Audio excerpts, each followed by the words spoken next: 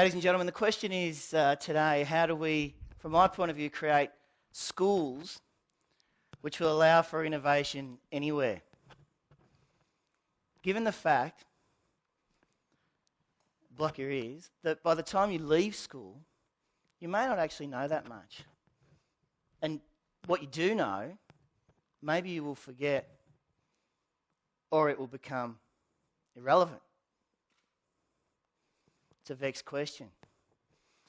So from my point of view, as an educator, as an educational leader, I'm proposing that, and we've seen it here today already, that we need to create the conditions for young people that will produce innovation. So what does that mean? It means we have to do a couple of things. We've got to challenge them with high but reasonable expectations. We've got to trust them, but we've got to verify that trust. And with an event like this, you can see it all come together. And this is against, in many ways for young people, a reasonably troubling context. In the year 2008 to 9 in Australia, we prescribed something like 12.3 million scripts for antidepressants. We've got alarmingly high youth harm rates.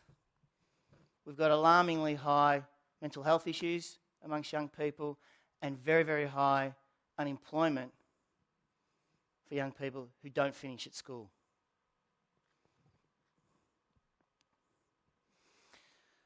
That's a bit glum, isn't it? Sorry. Supposed to be inspired today. So what do we do about it? It's an interesting question. It's a complex question too. So as I say, we're contending here that we need to create the conditions which produce innovation, which produce young people who can collaborate and be creative and to communicate well with each other. You'll notice a piece of sculpture up here behind me. I just want you to have a little look at that. If we talk about what the word innovate means, it's from the Latin, innovare, to make new. It's probably first used in the English language in the mid-1500s, and no surprises, around the time of the Renaissance. And it's interesting when you look at the idea of innovation, because so many people think it's this binary tension between the new displacing the old, which I think is rubbish. And in fact, there was a wonderful TEDx presentation done at the University of Queensland. And an academic there actually framed it like this, which really appealed to me. He had two stick figures sword fighting. One was the old, one was the new. So the new is supposed to vanquish the old. But that's not true. In fact, one of the greatest gifts to humanity is the intellectual disciplines that have been developed over hundreds or thousands of years. So in a sense, it's not ideas fighting each other. It's almost like a stone, a brick wall being laid upon. And I just want to put paid to the fact that creativity is not something that just happens, bam, by someone with a ponytail. It's not. It's not. It's this ability to think quickly but also slowly. And Daniel Kahneman's book a couple of years ago on that was really powerful. As an economist from the United States, that ability to think quickly but also slowly, so that ideas, they need to ferment. But yet sometimes in our culture, and particularly in schools, with the advent of social networking and, want it now, these things, these days, are on a hair trigger. What's your view on that? I've just been asked an incredibly complex question, and you want a view like that. And the 24-hour news cycle for our young people can actually really affect the way they remember and the way they retell. So I've mentioned a couple of things about innovation. I think when I talk about this is you'd recognise that body. It is an unfinished work by the great Renaissance artist Michelangelo.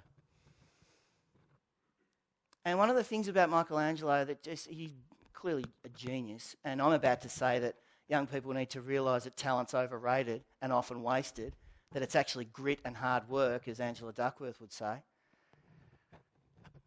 But this is a great visual motif for what I or we in this organisation would say is the nub of education. Michelangelo could look at a block of marble and see this extraordinary creation within. So his job, as is my job and as is our job in this magnificent community, is really to help that creation out, to remove the impediments, to give them non-poisonous passions, the zest for learning, that learning is not for anything, it just is. We learn because we're innately curious beings, but by golly, that can be a cinder in snow that can disappear quickly for young people. It does not take much.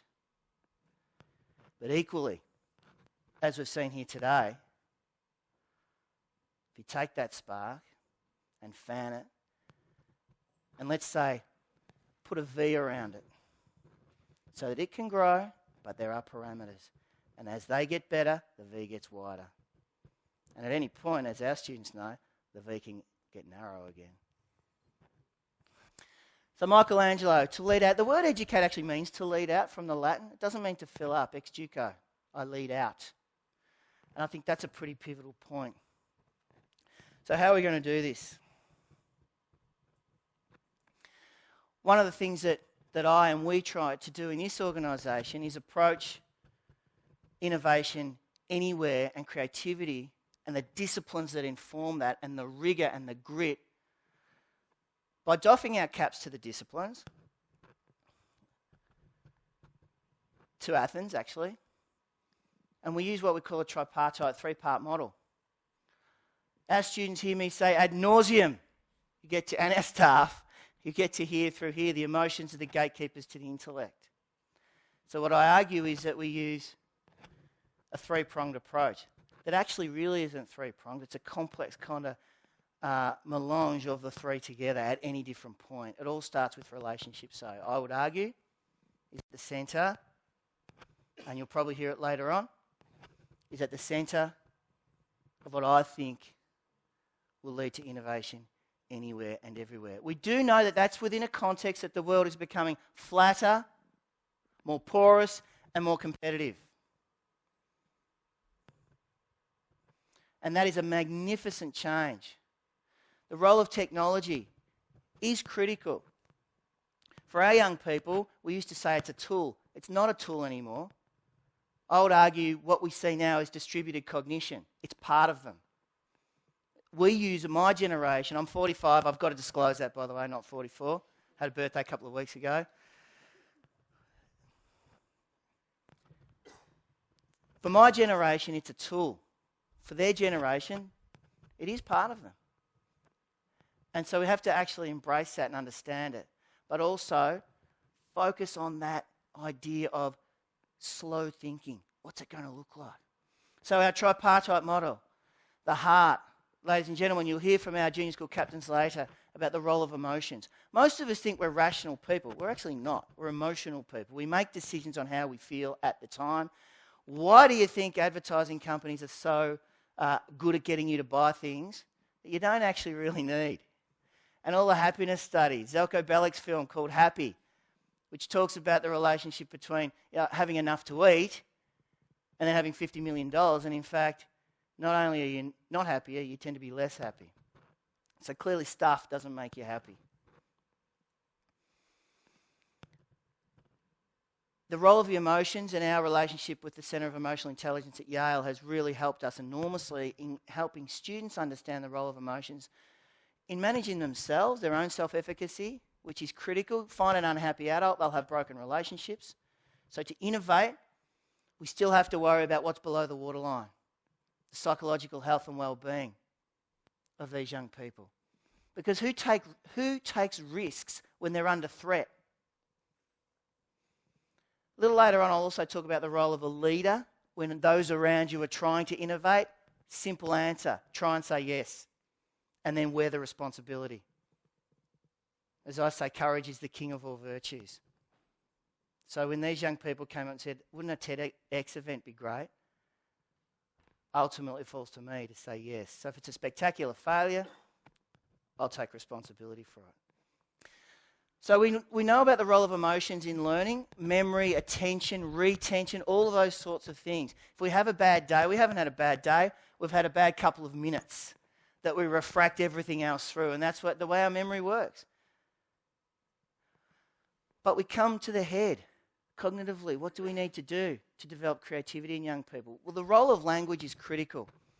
Because if our brains have 150 billion neurons and one can connect to 1,000 others, you're constantly learning all the time. You'll walk away and remember what colour my tie was. It'll be pruned out pretty quickly because you don't need it. So language is critical, and teaching young people to manipulate coded language so that when they receive the act of teaching, they can express in the act of assessment in a crystallised, precise way. But you see the mix of this and this. Because our work with Yale also teaches us that we're remarkably ambiguous when it comes to language and the language of emotions. You've got those shoes on. I'm very jealous. I'm not jealous. I'm envious. Jealousy is fear of loss. It's a man fearing he's going to lose his wife to another man. That's jealousy. The English language is relatively new and it's quite ambiguous. So the more precise we can be with it, the better. So when we're expressing ideas or teaching young people, we need to hold them to account. That's that bit about trusting them but verifying. And again, we doff our caps to the disciplines. Socratic dialogue. Tom, doesn't that contradict what you said yesterday? Bevan, doesn't that imply this? Katie, didn't you say that last week? So you're holding young people to account. But you've also got to show them that you're fond of them. So as I say, we don't create an innovative school. We create the conditions that will produce innovation.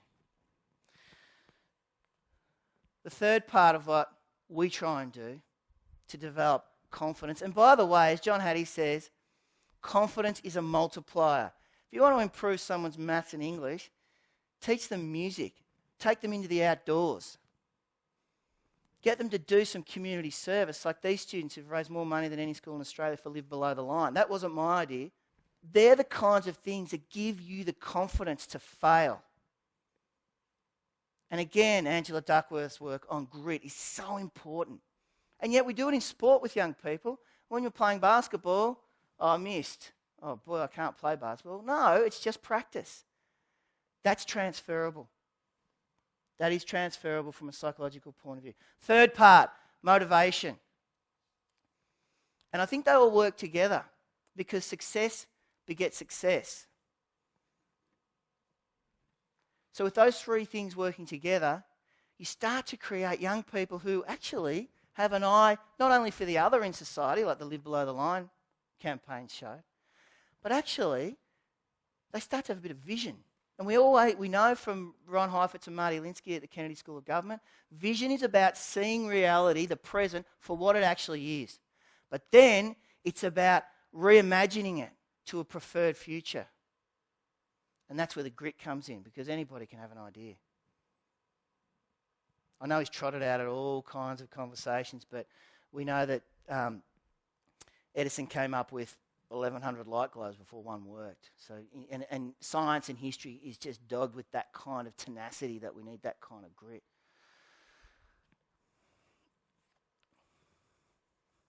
It's interesting when we look at schools, though, and what teachers do and don't do, and we have to get a lot better at actually listening to our students for a start, and the whole area of feedback. Because Bill Gates did a study through 3,000 classrooms in the United States, and apparently 65% of them had no classroom discussion at all.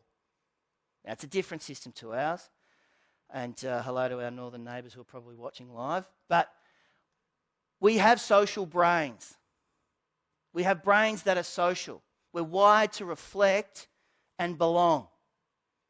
So it is really, really important at the relational level that when feedback is given, it's personal. Group feedback, you've all done very well, does nothing. It doesn't do anything. And it often seems hollow and insincere. And when you've got a young person, by golly, you can tread on their dreams pretty quickly, as T.S. Eliot said. Sorry, as Yeats said, tread softly before you tread on my dreams. Very easy. Again, it's that cinder in snow. I want to talk a little bit about the whole idea of what learning means. We've talked about what education means. It means leading out. But what learning actually means? And teachers are notorious for saying, I taught that. It doesn't mean anyone learned anything. So one of the ways we want to innovate is by helping our teachers meet someone where they are and say, if I don't understand that, it means the teacher's got to try another way to get into it. It's pretty simple, really, isn't it? We don't all learn in the same way, but we all can learn. A story from Australian history that I'm very fond of, and it speaks to that whole idea of when you are in a position of authority and leadership, and there's a direct causal relationship between what you do and what many others will do. I think this one augments the story, and it's the story of the Sydney Opera House. Now, any of us who've had to bring in a large project on a really highly calibrated budget and a very tight timeline, we'll know there can be some sleepless nights, and a brilliant architect from overseas, an extraordinary project that went over time by years, over budget by millions, and that's what everybody talks about. But what I wanted to talk about with you today, and from a leader's point of view, which I think is a really salient, powerful and profound message, is that sure there were some hiccups along the way, but one of the most incredible icons or motifs this country is known for is the Sydney Opera House. And it's not just an opera house, it's a complex.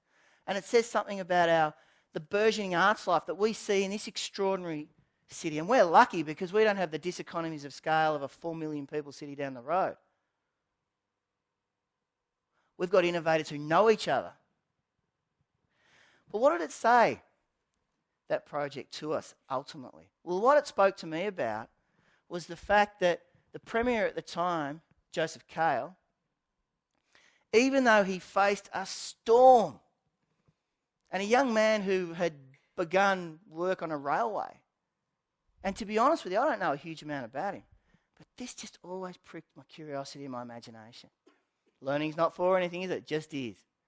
So I wanted to learn a bit about what happened. Simple as this. And to all of the leaders in the room, and to the rest of you who I've got no doubt will be leaders, when it comes to innovation, trust, verify. But like Joseph Cale, ultimately, who I think is the hero of that story, try and say yes. Thanks, ladies and gentlemen.